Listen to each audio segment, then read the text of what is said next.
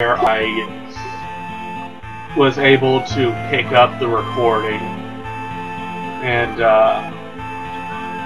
yeah, that entire first 15 minutes of this area was completely corrupted, so I had to go all the way back through it.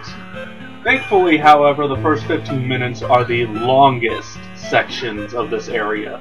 The rest of it is fairly well packed with action. Now, I'm gonna put annotations, or you know what? I might actually go through the trouble of doing some special video editing and label which ones lead where.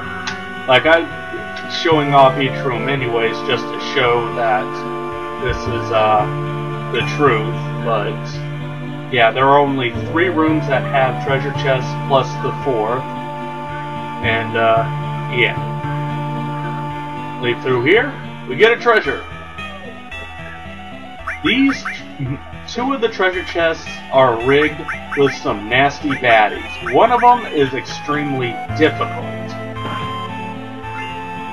Luckily, this was not one of them. And for this, I got the Mega Elixir.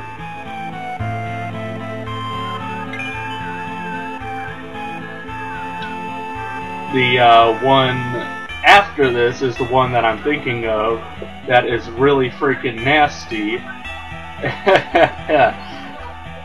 To think I had to edit a regular enemy battle.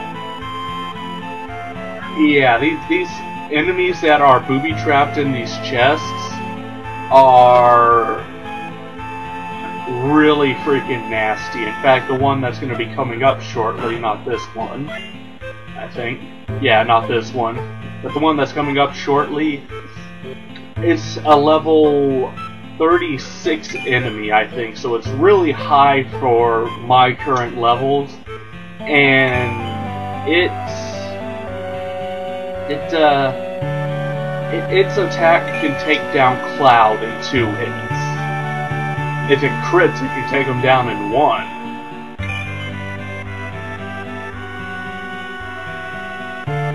And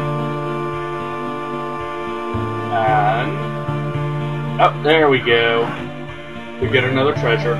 Oh, yes! With this, you can actually go take on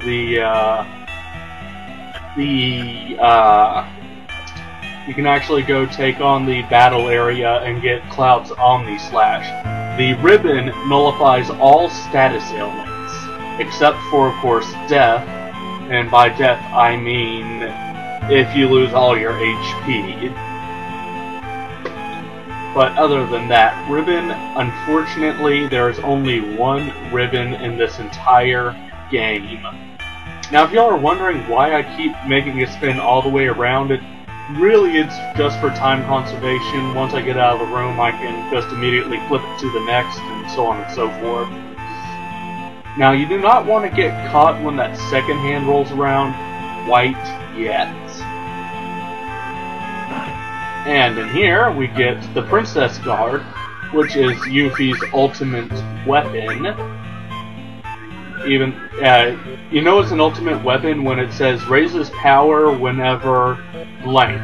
In other words, in order for this to be at full power, Aeris will have to cover either Cloud or Yuffie. And since I don't like the cover materia, the double AP weapon is much more useful. But that second hand that's spinning around, you don't want to be caught by that just yet. In the meantime, we got a very nasty enemy right here. Enemy! And edit. This one I'm actually kind of proud of that I made the edit, but these guys, oh my god, these guys. As soon as possible, summon Odin on them. Steel Blade, in later versions of the game, the summon is called, or it uses Zentetsuken. But, yes, this sword that he has is Zentetsuken, and it's insta-kill. And I would highly suggest using that just as soon as the battle starts, because those guys use Absorb, and it can essentially one-shot Cloud. Very nasty. But we do get some fairly nice items for opening these chests.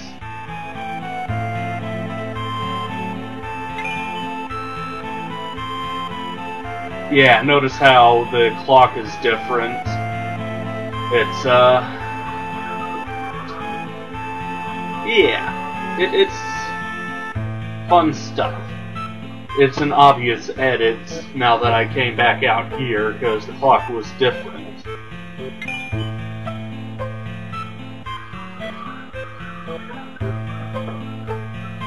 And up here is the last treasure chest you can get, with another booby trap on it.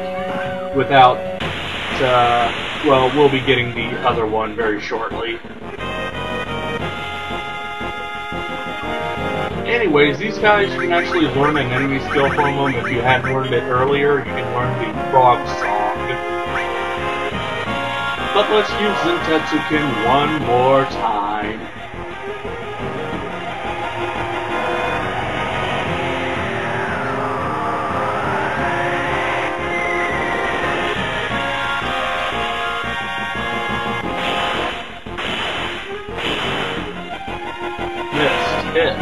Missed. Yeah, these guys are... What Zentetsuken's stat is, it determines whether or not it's going to be an insta-kill based on your levels in comparison to their levels. If they are higher level than you, then it's going to be more often that it will miss than hit. As example with that right there. These guys, like I said, are like level 36 to 40, I think. Really nasty enemies.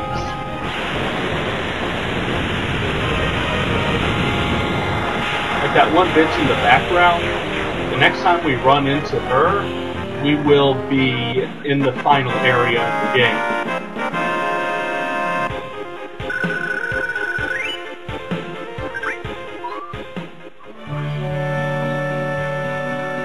So now that we've got that, the last door is just rock blocked.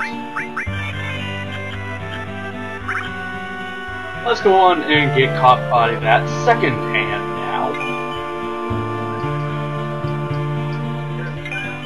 And second hand. Whee!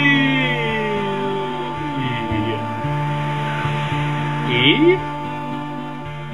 You can oof me all you want.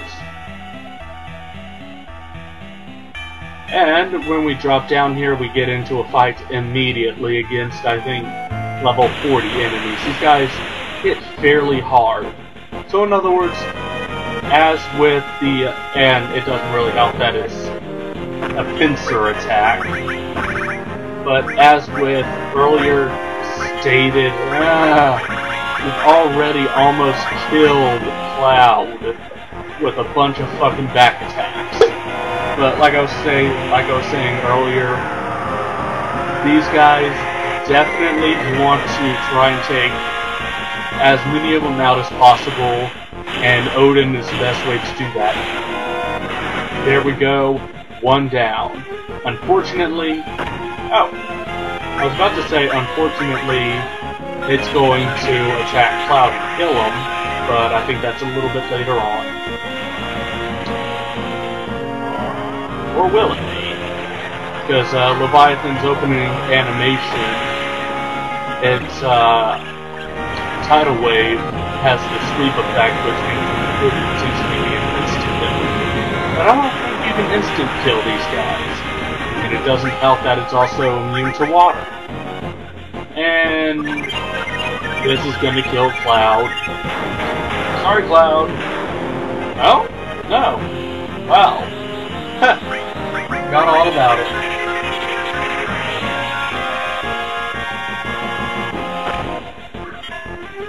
Oh, there he goes. There he goes. And down goes Aeris. Yeah, you Yuffie, just go on and kill him because he'll fuck you up in a hurry. Yeah, really, in situations like this, like you're fighting against one really high-leveled enemy, the best thing that you could possibly do is just try and take it out, because you'll end up wasting a fuck ton of Phoenix Downs just trying to revive one person. Like, I tried this fight off-screen just for shits and giggles, and instead of it constantly attacking Yuffie, who was left over, it would constantly attack Cloud just as soon as I revived him. Really annoying fight. And just to show off there, if someone's dead, they cannot use their freaking magics. And there we get the nail pad. It is a weapon for Cloud. It has no MP slots. It is, however, fairly powerful for this area. Maybe try and go back in. You get cock-blocked. So yeah, we've only got 2 areas left. I'm not going to bother going to one area because we have to go through there anyways. So really, we have only got 1 area left that we can go to.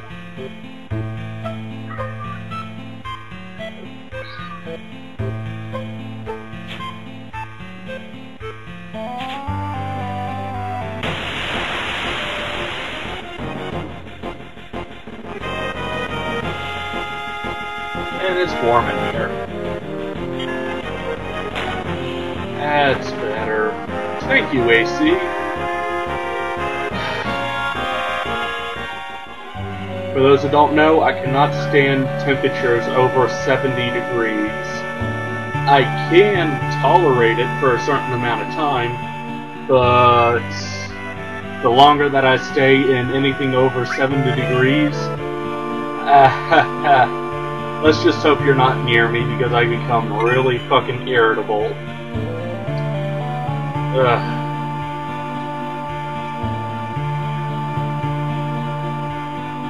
So really, the quickest way to do this is just get the hour hand to where you can walk onto it and put the middle hand, or the minute hand, down there. Okay, let's move the hell on. Be careful, because every time you do get caught by that fan, it will cause an automatic battle with the exact same enemies, and you saw how quickly they took my party out. Great for grinding up limit breaks. Bad for keeping said grinded up limit breaks. I think I need to clean my AC filter. I'll do that after the next recording scene. Which, by the way, is only 24 minutes long. Jeez.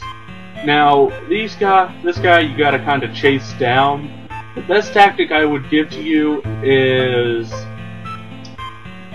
find your way all the way to the down. There's a place that you can jump down all the way. Work gloves are a no materia weapon for you, or Eris. Anyways, this one that I went into first is the one he'll come out now. Yeah. Once he goes out there, he'll go in there, and now if we just walk back in, we catch him. He always goes in the same exact pattern. He'll come out one, go in the other, come out the one that I went into first, go in the other, come out that one, so on and so forth. He eventually repeats the pattern over and over and over again. But yeah.